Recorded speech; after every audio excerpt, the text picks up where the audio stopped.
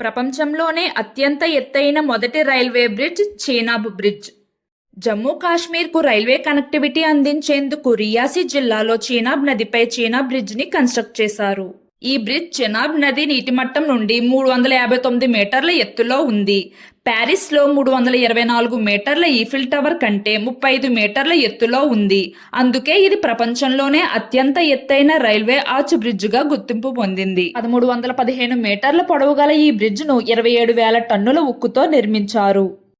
Terrorist అటాక్స్ను తట్టుకునేలా 28,000 metric టన్నుల స్టీల్ని, 60,000 cubic మీటర్ల కాంక్రీట్ని వాడారు.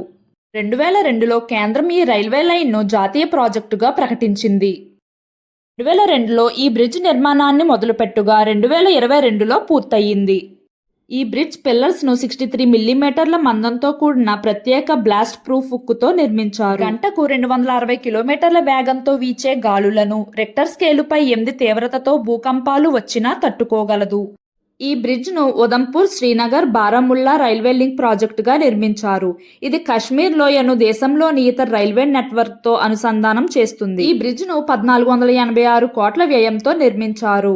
జమ్మూ కాశ్మీర్ను ఇండియన్ రైల్వే నెట్వర్క్తో లింక్ చేయడం అనేది 100 ఏళ్ల నాటి కల.